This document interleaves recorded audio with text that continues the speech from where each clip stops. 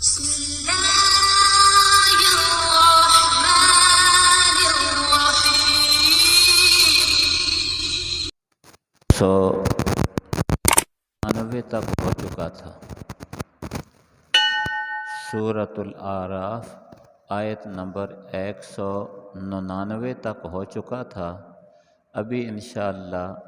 آیت نمبر 199 کے بعد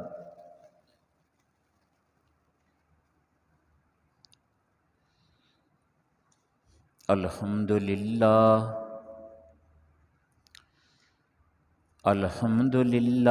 وحدہ والصلاة والسلام علی من لا نبی بعدہ اما بعد فاعوذ باللہ السمیع العلیم وبوجہہ الکریم وسلطانہ القدیم من الشیطان الرجیم بسم اللہ الرحمن الرحیم وَإِمَّا يَنزَغَنَّكَ مِنَ الشَّيْطَانِ نَزْغٌ فَاسْتَعِذْ بِاللَّهِ إِنَّهُ سَمِيعٌ عَلِيمٌ إِنَّ الَّذِينَ اتَّقَوْا إِذَا مَسَّهُمْ طَائِفٌ مِنَ الشَّيْطَانِ تَذَكَّرُوا فَإِذَا هُمْ مُبْصِرُونَ وَإِخْوَانُهُمْ يَمُدُّونَهُمْ فِي الْغَيِّ ثُمَّ لَا يُقْصِرُونَ وَإِذَا لَمْ تَأْتِهِمْ بِآيَةٍ قَالُوا لَوْلَا اجْتَبَيْتَهَا قُلْ إِنَّمَا أَتَّبِعُ مَا يُوحَى إِلَيَّ مِنْ رَبِّي هَذَا بَصَائِرٌ مِنْ رَبِّكُمْ وَهُدًى وَرَحْمَةٌ لِقَوْمٍ يُؤْمِنُونَ صدق اللہ مولانا العظیم۔ وَإِمَّا يَنزَغَنَّكَ مِنَ الشَّيْطَانِ نَزْغٌ، اور اگر ابھارے آپ کو شیطان کی طرف سے کوئی چھیڑ، فَاسْتَعِذْ بِاللَّهِ،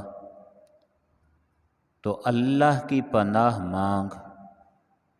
انہ سمیع علیم، بے شک وہ سننے والا ہے، جاننے والا۔ ان الذین اتقوا اذا مسهم طائف من الشیطان، بے شک وہ لوگ جو اللہ سے ڈرنے والے ہیں، اذا مسهم طائف من الشیطان، جب وہ محسوس کریں، جب ان پر پڑے شیطان کا گزر، تذکروا، وہ چونک جاتے ہیں، فَإِذَا هُمْ مُبْصِرُونَ، پھر اسی وقت وہ دیکھنے والے ہوتے ہیں۔ وَإِخْوَانُهُمْ يَمُدُّونَهُمْ فِي الْغَيِّ، اور ان کے بھائی ان کو کھینچتے ہیں گمراہی میں،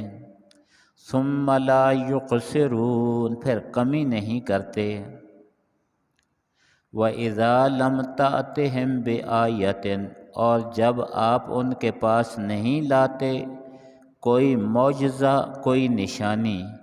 قالوا، کہتے ہیں، لولا اجتبیتہا، تو نے کیوں نہ گڑھا، قل، کہہ دیجئے، انما اتبع، بے شک میں تابعداری کرتا ہوں، ما یوحی الی من ربی، جو وحی کیا جا رہا ہو میری طرف، جو وحی کیا جا رہا ہے میری طرف، میرے رب کی طرف سے۔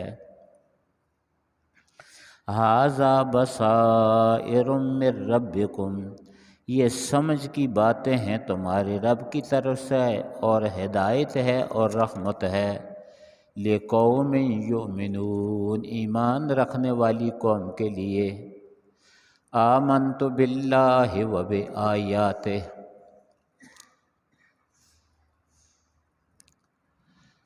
کل کے درس میں ایک مسئلہ گزرا ہے جو بڑی تفصیل سے میں نے آپ کے سامنے بیان کیا تھا، اس کو ذہن میں رکھ لیں۔ وہ یہ تھا کہ جس طرح کافر اور مشرک قومیں مختلف ہیں، ایک نہیں، ایک کیٹیگری کے نہیں، مختلف ہیں، اسی طرح انہوں نے جو معبود گڑھے ہیں وہ بھی مختلف ہیں، ایک نہیں۔ اور آپ کے سامنے یہ بات بھی بیان ہوئی تھی کہ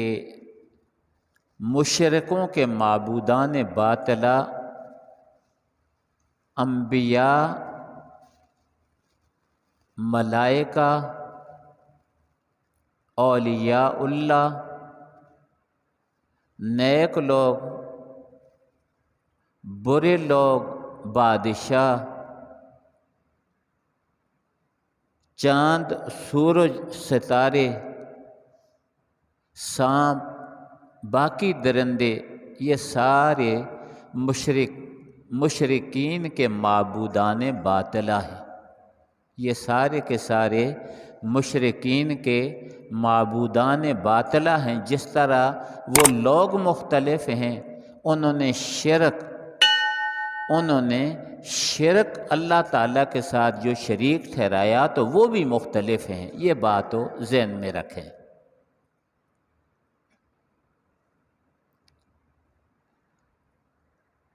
مولانا منظور نعمانی رحمۃ اللہ تعالی علیہ ایک بڑے بزرگ گزرے ہیں، تبلیغی جماعت میں بھی اور باقی اس میں اکابرین میں سے ہیں۔ انہوں نے ایک کتاب لکھی ہے، دین و شریعت۔ اس کتاب میں انہوں نے لکھا ہے کہ کچھ بت پرانے زمانے کے تھے، کچھ معبودان باطلہ پرانے زمانے کے تھے، وہ ابھی تک چلے آ رہے ہیں۔ اس وقت سے آج تک لوگ ان کو پوجتے ہیں، اللہ کے مقابلہ میں بت بنا کر پیش کرتے ہیں۔ اور کچھ بت وہ ہیں جو اس نئے زمانے کے ہیں۔ وہ لکھتے ہیں اپنی کتاب دین و شریعت میں کہ کچھ وہ بت ہیں جو اس زمانے میں لوگوں نے گاڑ لیے ہیں۔ بت ہمیشہ گڑا ہوا ہوتا ہے۔ وہ فرماتے ہیں کہ یہ جو وطن پرستی ہے، یہ جو وطن پرستی ہے، یہ بھی بت پرستی ہے۔ وطن پرستی ہے، یہ بھی بت پرستی ہے کہ یہ فلاں وطن کا رہنے والا ہے، پاکستان کا رہنے والا ہے، اس لیے میرا بھائی ہے،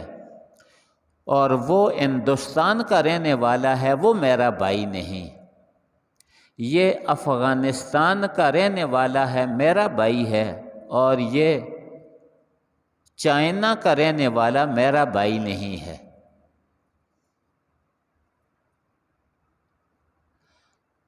اسی طرح ایک ملک کے اندر یوں سمجھنا کہ پشتون تو میرا بھائی ہے لیکن سندھی میرا بھائی نہیں ہے، پشتون میرا بھائی ہے لیکن ہندکی میرا بھائی نہیں ہے،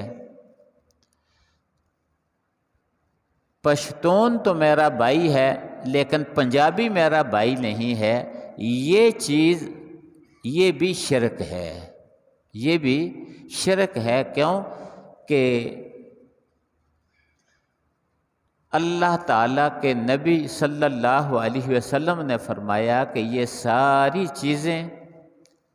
شرک کے نعرے تھے، ان کو میں نے اپنے پاؤں کے نیچے دبا دیا، پاؤں کے نیچے مسل ڈالا۔ تو وہاں ایک بات یہ بھی نقل کی ہے اس کتاب میں کہ ان تازہ خداؤں میں، تازہ خدا جو بنائے ہیں ان کا تذکرہ کرتے ہیں، تو وہ فرماتے ہیں کہ ان تازہ خداؤں میں سب سے بڑا وطن ہے، ان تازہ خداؤں میں سب سے بڑا وطن ہے،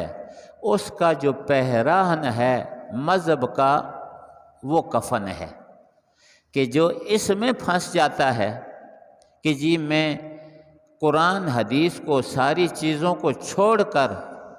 میں نے تو وہ بات کروں گا جو میری قوم بات کرتی ہے، یہ بت پرستی ہے۔ ہم نے وہ مذہب اختیار کرنا ہے جو اللہ اور اللہ کے رسول نے بتلایا۔ اللہ اور اللہ کے رسول کے بتلائے ہوئے مذہب کے علاوہ دوسرا کوئی مذہب اختیار کرنا یہ بت پرستی ہے۔ اللہ اور اللہ تعالیٰ کے رسول کے بتلائے ہوئے قانون پر ہم نے چلنا ہے۔ اللہ اور اللہ کے رسول کے قانون سے ہٹ کر کسی قانون کو ماننا یہ شرک ہے، یہ بت پرستی ہے۔ یہ بات اچھی طرح ذہن میں رکھیں، یہ بات ہو اچھی طرح ذہن میں رکھیں۔ جب یہ بات آ جاتی ہے قوموں میں تو وہ مشرک بن جاتے ہیں، تسبیح چلانے کے باوجود وہ مشرک ہیں، داڑھی رکھنے کے باوجود وہ مشرک ہوتے ہیں، نمازیں پڑھنے کے باوجود وہ مشرک ہوتے ہیں۔ اللہ تعالی ہمیں ہر قسم کے شرک سے بچا کر رکھے۔ یہ کل کے درس میں بیان ہوا تھا۔ تو ایسے بتوں کا ذکر کر کے اللہ تعالیٰ نے فرمایا تھا، حکم دیا تھا اپنے پیارے حبیب صلی اللہ علیہ وسلم کو کہ پیارے حبیب خذ العفو وامر بالعرف واعرض عن الجاہلین۔ خذ العفو، معاف کرنا،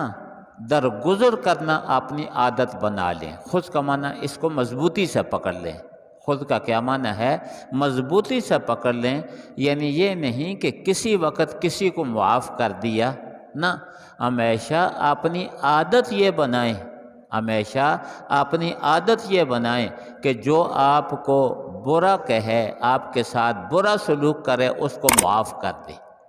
خذ العفو کا یہ مطلب ہے، خود کے لفظ کے ساتھ ذکر کیا ہے کہ معاف کرنا اپنا طریقہ بنا لیں۔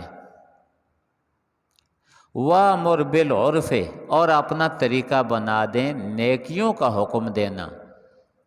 تبلیغ کرتے رہنا۔ ہر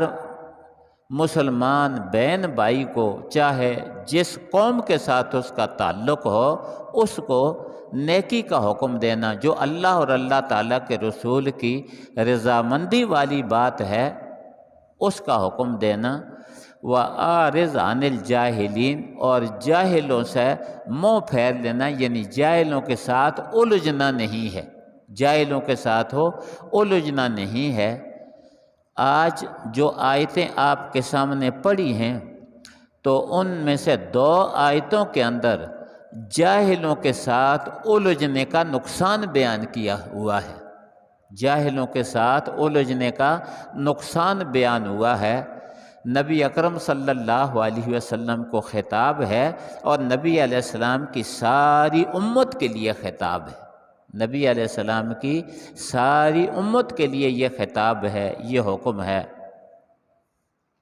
فرمایا وَإِمَّا يَنزَغَنَّكَ مِنَ الشَّيْطَانِ نَزْغٌ فَاسْتَعِذْ بِاللَّهِ۔ یہ بات بڑی مشکل ہے، یہ جو حکم دیا ہے یہ بہت ہی مشکل حکم ہے، مشکل سے مشکل ترین حکم ہے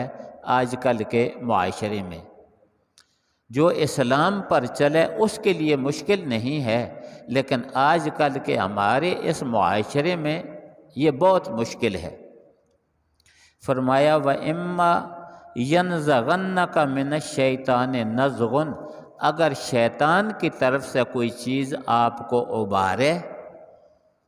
اگر شیطان کی طرف سے کوئی چیز آپ کو ابھارے، فَاسْتَعِذْ بِاللَّهِ، تو اللہ تعالیٰ کی پناہ میں آ جا، یعنی تعوذ اعوذ باللہ پڑھ، اعوذ باللہ من الشیطان الرجیم پڑھ جب کسی نے کوئی بات کی، تیرے اندر کا جو بھوت ہے وہ بیدار ہو گیا۔ انہوں نے کہا یہ کون اور یہ ایسی بات کیوں کرے؟ فرمایا اس وقت کیا کر، تو اعوذ باللہ من الشیطان الرجیم پڑھ لے، تو اس کی برکت سے اللہ تعالیٰ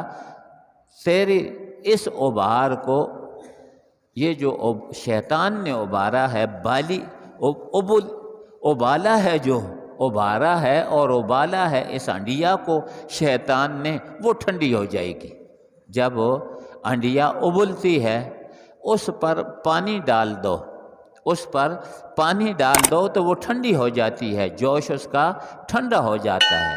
تو شیطان اگر کسی کو ابھارے تو شیطان جو ہے وہ جنات میں سے ہے، آگ سے پیدا کیا ہوا ہے، اس سے ابال پیدا ہو جاتا ہے، ابار پیدا ہو جاتا ہے۔ اس کے لیے پانی اور اس کو ٹھنڈا کرنے کا نسخہ ہے اعوذ باللہ من الشیطان الرجیم۔ اس کو ٹھنڈا کرنے کا کیا نسخہ ہے؟ اعوذ باللہ من الشیطان الرجیم۔ تو یہ جو لفظ ہے فاستعذ باللہ، اس کا یہی معنی ہے۔ نبی اکرم صلی اللہ علیہ وسلم کے سامنے دو شخص آپس میں ایک دوسرے سے لڑ رہے تھے۔ ایک سرخ ہو رہا تھا، اس کے رگیں جو ہیں وہ پھول گئی تھی، سرخ رنگ ہو گیا تھا، غصے میں تھا۔ تو نبی اکرم صلی اللہ علیہ وسلم نے یہ پیغام بھیجا کہ اس کو یہ کہہ دو کہ ایک کلمہ بتلاتا ہوں، وہ کلمہ کہہ دو تو اس کلمے کی وجہ سے یہ جوش ختم ہو جائے گا، اس لیے کہ یہ جوش جو ہے یہ شیطان کی طرف سے ہے۔ جب یہ جوش آتا ہے رگیں پھول جاتی ہیں، رنگ سرخ ہو جاتا ہے، آنکھیں سرخ ہو جاتی ہیں، لوگ کہتے ہیں یہ غصے میں آ گیا۔ یہ غصہ جو ہے یہ شیطان کی طرف سے ابھارنا ہے۔ تو نبی اکرم صلی اللہ علیہ وسلم نے فرمایا کہ میں کلمہ جانتا ہوں، وہ کلمہ اگر یہ کہہ دے تو شیطان کا اثر ختم ہو جائے گا۔ دوسری جگہ قرآن شریف میں نبی اکرم صلی اللہ علیہ وسلم کو یہ ہدایت بیان فرمائی گئی ہے۔ اللہ تعالیٰ نے فرمایا کہ یہ جو لوگ اللہ پر ایمان نہیں لاتے اور اس طرح کی باتیں کرتے رہتے ہیں، گال گلوچ کرتے رہتے ہیں، غصے میں ہوتے ہیں، فرمایا فلا یستخفنک الذین لا یؤمنون، دوسرے مقام پر ہے فلا یستخفنک الذین لا یؤمنون،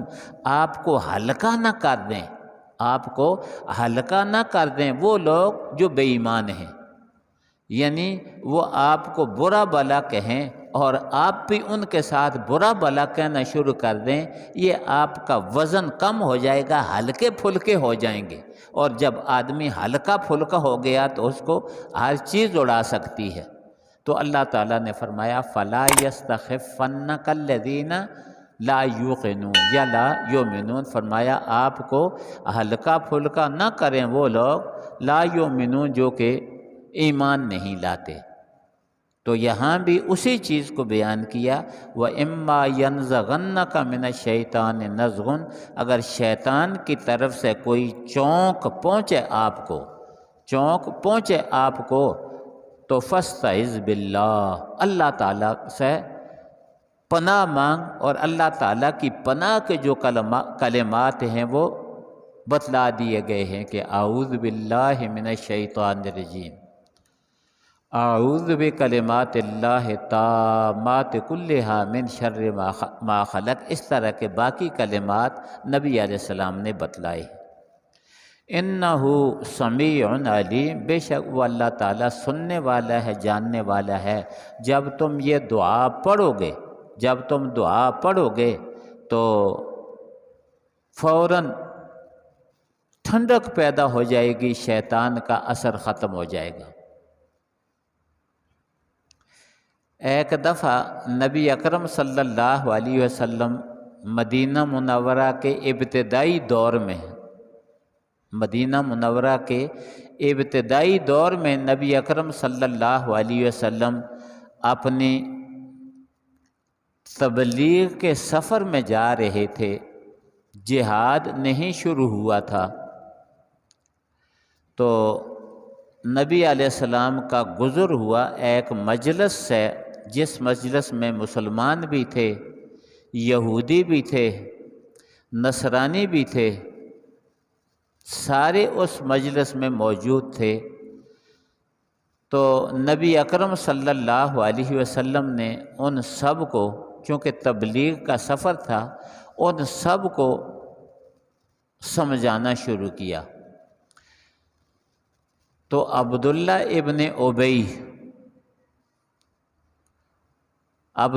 ابن ابی رئیس المنافقین، وہ یہ کہنے لگا کہ آپ اپنی جگہ پر بیٹھے رہیں، جو آپ کے پاس آئے اس کو آپ اپنی بات بتلا دیں، اور ہماری مجلسوں میں آ کر ہمیں تنگ نہ کریں۔ جب گزر رہی تھی آپ کی سواری، تو کسی کچے راستے پر جب کوئی سواری گزرے تو وہاں سے گرد و غبار بھی اڑتا ہے، تو گرد و غبار بھی اٹھا، تو اس نے یا اس کے ساتھیوں نے سب سے پہلے تو ناراضگی کا اظہار کرتے ہوئے اس غبار سے بھی اور آپ سے بھی، تو آپ نے ناکوں کو پکڑ لیا، ان پر کپڑا ڈالا، اور اس کے بعد جب نبی علیہ السلام نے سمجھانا شروع کیا تو اس نے یہ بکواس کیا کہ آپ اپنی جگہ پر بیٹھے رہیں، اے وہ شخص آپ اپنی جگہ پر بیٹھے رہیں، جو آپ کے پاس آئے تو اس کو سمجھائیں، ہماری مجلسوں میں آ کر ہمیں تنگ نہ کریں۔ نبی اکرم صلی اللہ علیہ وسلم کے جو صحابی تھے، انہوں نے یہ ارشاد فرمایا، نبی علیہ السلام کے جو صحابی تھے انہوں نے یہ ارشاد فرمایا کہ یا رسول اللہ صلی اللہ علیہ وسلم، آپ صبر کریں، یہ جو بکواس کر رہا ہے اس کے پیچھے ایک بہت بڑی تاریخ ہے، اس کے پیچھے یہ جو کہہ رہا ہے آپ اپنی جگہ پر بیٹھے رہیں، ہماری مجلسوں میں آ کر ہمیں تنگ نہ کریں، ہمیں آپ کی بات کی سننے کی ضرورت نہیں، جس کو ضرورت ہوگی وہ سنے گا، اس کے پیچھے ایک بڑی تاریخ ہے، اور وہ تاریخ یہ ہے کہ آپ کے مدینہ منورہ تشریف لانے سے پہلے اس علاقے کے لوگ تقریباً اس پر متفق ہو گئے تھے کہ اس شخص کے سر پر پگڑی رکھیں، عبداللہ ابن ابی، اس شخص کے سر پر پگڑی رکھیں، اس شخص کے سر پر تاج رکھیں اور اس کو اپنا بادشاہ بنا لیں۔ جب اللہ تعالیٰ اسلام کو لے آئے، آپ کو لے آئے، تو جتنے لوگوں کے اندر اس نے نفاق اور لڑائیاں ڈالی تھیں وہ سارے کے سارے اس نفاق کو چھوڑ کر آپ کے ساتھ لگ گئے۔ تو اب اس کو وہ تکلیف ہو رہی ہے، یہ جو ایسی باتیں کر رہا ہے اس کو وہ تکلیف ہو رہی ہے کہ اس نے بادشاہ بننا تھا، اور آپ کی تشریف آوری کی وجہ سے، دین کے آنے کی وجہ سے اس سے وہ چیز ہٹ گئی، یہ اس کے دل میں وہ آگ ہے جو آپ کے اوپر نکال رہا ہے۔ تو اسی طرح کسی نہ کسی شخص کے اندر کوئی نہ کوئی آگ ہوتی ہے کہ جس کو وہ کرتا ہے، اگر وہ اللہ پر ایمان ہو، اللہ کے رسول پر ایمان ہو، اور جو نسخہ نبی علیہ السلام نے بتلایا اس پر عمل کرے تو سکون آ جائے گا۔ ان الذین اتقوا اذا مسهم طائف من الشیطان تذکروا، فرمایا جو لوگ ایمان والے ہیں، ان الذین اتقوا، جو اللہ سے ڈرنے والے ہیں، احتیاط کی زندگی گزارنے والے ہیں، ان الذین اتقوا اذا مسهم طائف من الشیطان، جب ان پر شیطان کے چونک پڑے، شیطان کے خیالات آئیں، شیطان ان کے دلوں میں وسوسے ڈالیں ابھارنے کے لیے، تذکروا، تو وہ کیا ہوتے ہیں، وہ چونک جاتے ہیں کہ یہ کہیں شیطان کی طرف سے نہ ہو، فَإِذَا هُمْ مُبْصِرُونَ، تو وہ ان کو سمجھ بوجھ آ جاتی ہے، انہیں سمجھ بوجھ آ جاتی ہے، جو نسخہ اللہ کے رسول نے بتلایا اس پر عمل کرنا شروع کر دیتے ہیں۔ وَإِخْوَانُهُمْ يَمُدُّونَهُمْ فِي الْغَيِّ ثُمَّ لَا يُقْصِرُونَ، باقی ان کے جو دوسرے بھائی ہیں ایمان اور یقین والوں کے علاوہ، معاشرے میں ہر قسم کے لوگ رہتے ہیں، فرمایا ان کے علاوہ وَإِخْوَانُهُمْ يَمُدُّونَهُمْ فِي الْغَيِّ، اور ان کے بھائی چاہے وہ جنات میں سے ہوں یا انسانوں میں سے ہوں، ان کے بھائی چاہے وہ جنات میں سے ہوں یا انسانوں میں سے ہوں، یمدونہم فی الغی، وہ گمراہی کے اندر کھینچتے ہیں، کئی ایسی باتیں نکالتے رہتے ہیں تاکہ یہ شخص گمراہی کے اندر ہی بڑھتا جائے، ایسی باتیں نکالتے ہیں تاکہ یہ شخص گمراہی کے اندر بڑھتا جائے۔ کئی لوگ ایسے ہوتے ہیں منافق قسم کے، جن کو انسانوں میں سے کیا ہے شیطان کہا جاتا ہے، کسی شخص کے اندر دیکھا کہ یہ کمزوری ہے، اس کے سامنے اسی طرح کی اور باتیں، اس کو ابھارنے والی اور باتیں، تاکہ یہ راہ راست پر واپس نہ آ سکے۔ کئی دفعہ آپ نے دیکھا ہوگا، میں تو مسجد کے اندر بند رہتا ہوں، آپ جو ہے اس معاشرے کے اندر اٹھتے بیٹھتے ہیں، لوگوں کے ساتھ آپ کے معاملات چلتے رہتے ہیں، تو ایک دوسرے کو، کسی شخص کو دیکھا کہ اس کے اندر یہ کمزوری ہے، جلدی ابھر جاتا ہے، تو وہاں ایسی ایسی باتیں کریں گے، یہاں ایسی ایسی باتیں کریں گے کہ جن کی وجہ سے وہ اور ابھر جائے۔ ہمارے ایک ساتھی تھے، فوت ہو گئے ہیں، اللہ تعالیٰ ان کی مغفرت فرمائے، اللہ تعالیٰ ان کے درجات بلند فرمائے۔ تو بار کچھ ساتھی ان کو ابھارتے رہتے مسجد کے خلاف، مسجد والوں کے خلاف، طالب علموں کے خلاف ابھارتے رہتے، مخلص آدمی، مخلص آدمی، لیکن ساری ایک درجے کے برابر تو نہیں ہوتے نا،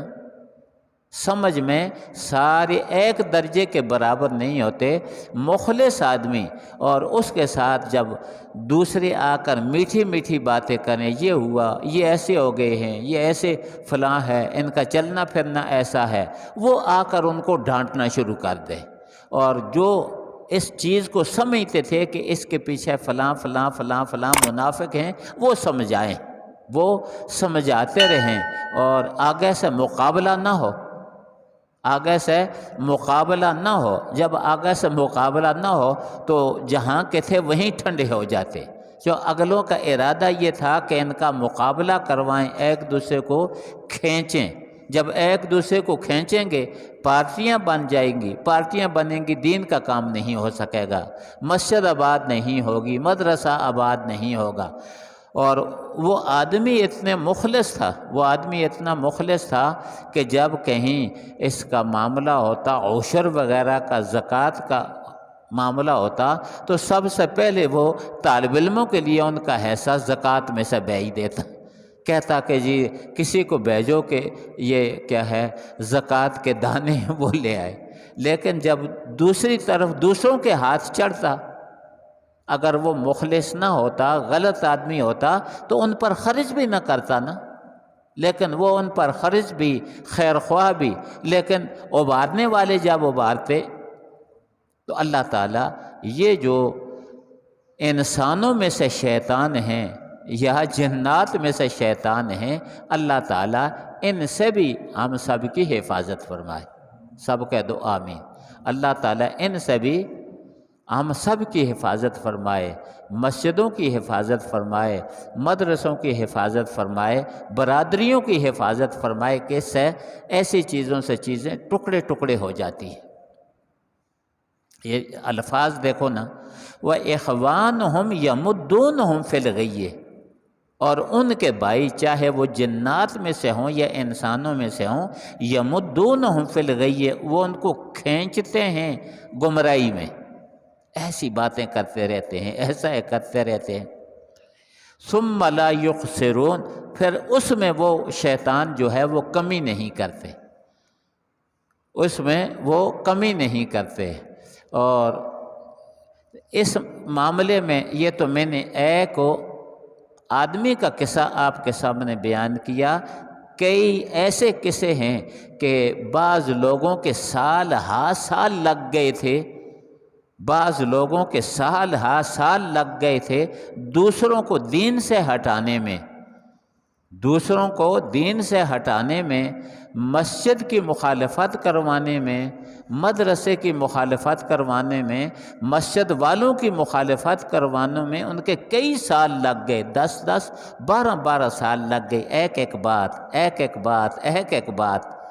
تو اب ان لوگوں کو جو لوگ دین سے ہٹ گئے، جو لوگ دین سے ہٹ گئے، اس کا وبال کس پر ہوگا؟